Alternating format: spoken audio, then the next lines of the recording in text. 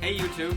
So today I decided I'm going to do a mini series. We're going to talk about maintenance on vehicles, and we're going to walk through everything from tires to oil changes all the way into fluid services, you name it. So stay tuned, stick around, this is Overland Garage. So today's Tech Talk is going to be on tire maintenance. Everything you need to know about tire maintenance for all seasons. So you're driving through the woods or you're driving down the highway, all very good places to consider what you might need to do for tire maintenance and what kind of tire it is that you have. So let's take a few minutes and walk through this together. Step one of tire maintenance is air pressure. Yes, it's a very weird thing nowadays, and people are always wondering like, oh, I have tire pressure monitoring systems. I don't need to worry about my tires anymore because it'll tell me if the tires get low. Yes and no. Tire pressure monitoring systems can be faulty at times, and they could act up and give you false signals. So it's always a good practice to just always check your tire pressures before you go anywhere. It doesn't mean you have to check them every day or every time you drive somewhere, but if you're planning a long trip or you're going in for regular service maintenance anyways, you should ask them to check your tire pressure. Most shops offer for free nowadays. The next thing you want to consider is tire rotations. Now, some people will go, well, my tires rotate themselves. They go round and round on the vehicle. Yes, that's true, but you need to take into consideration that tires wear differently based on where they are on the vehicle and based on how the vehicle is equipped. If it's a four-wheel drive vehicle and the wheels are turning all the time, some vehicles have all-time four-wheel drive, some vehicles are front-wheel drive, some are rear-wheel drive, and some, like a Subaru, is symmetrical all-wheel drive. And it's very important that you know which drive line that those tires are on and how they are rotated. Now, why is rotating your tires such a big deal? If you have a rear-wheel drive car, say it's positive traction or a traction lock or something like that, and that vehicle is putting all the power to the rear wheels of that vehicle, those tires are going to be wearing more frequently than the front tires because there's just no pressure on the front tires. Now, yes, an alignment issue could be something to take into consideration. We're going to talk about that in a minute. But why it's important you rotate your tires, and I'll give you a service interval of when you should do that. It's very important. Now, as a best practice for me, I own 2 trucks, and I've owned sports cars and other cars in the past, but I've always rotated my tires every single oil change. And that number is different for everybody depending on when you do your oil changes. I do my oil changes no matter what the vehicle is. You say, well, that's wasteful.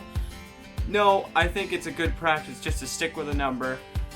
But if you're unsure, look it up in your service manual. That will tell you exactly what time to rotate those tires. And actually, in your owner's manual will give you the exact direction to rotate your tires.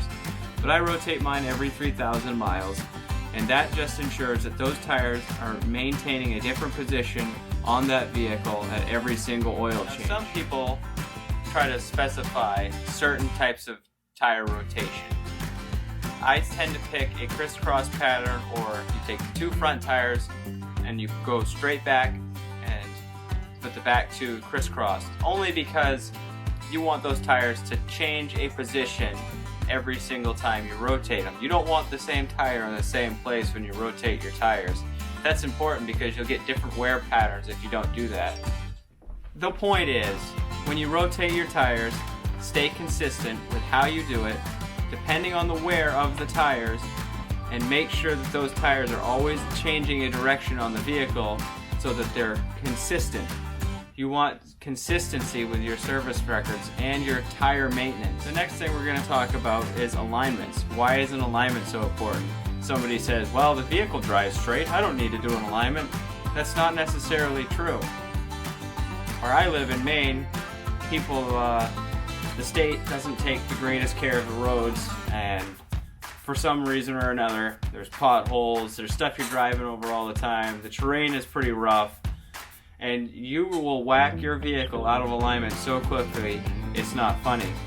The most important thing with an alignment, and why it's important to have an alignment, is it's like this. If your vehicle is not aligned and your tires are towed in, that's the angle of the tires this way.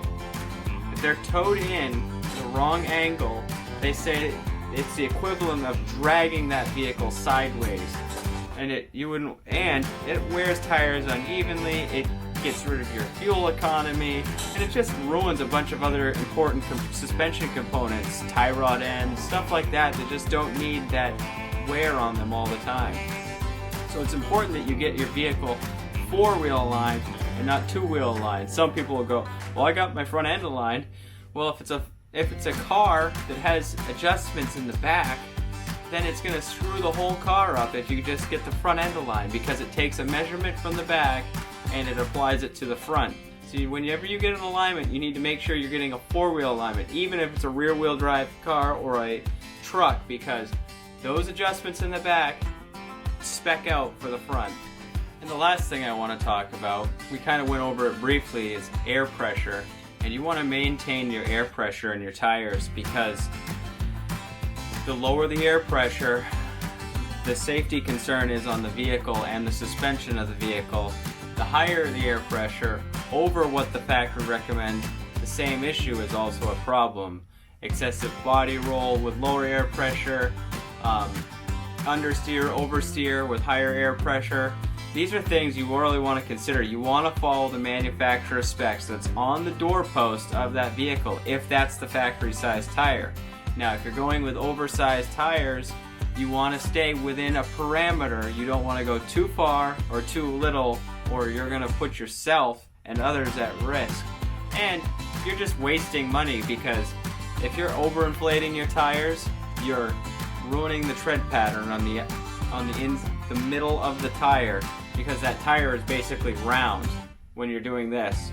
This is overinflation, and then underinflation, your tire's going down the road like this. So it's best if you can keep a consistent footprint. That's this area right here. You want a consistent footprint on the road.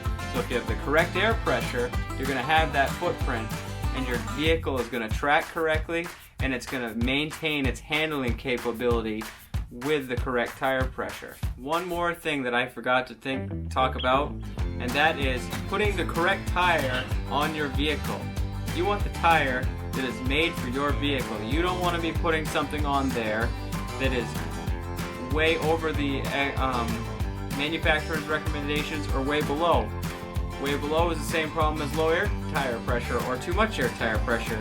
You're putting too much strain on the tire itself. You're giving those soft compounds a reason to heat up and expand and then eventually blow out. Or the other is true, whether it's too hard of a compound and the tire is so aggressive that you're actually overdriving the tire's capability or underdriving the tire's capability based on those numbers. So what we talked about earlier in one of my other videos, and I'll put a link in that video, is that 91H and those numbers right there, V, all these speed ratings and load ratings, they're important because you want to make sure that you're putting the correct tire on your vehicle per your application, that you're not taking your own safety at risk. So if you like this video, please bleep bloop down there in the comments and hit that subscribe button, and while you're at it, you might as well hit the like button. And thanks for watching, guys. This is Overland Garage.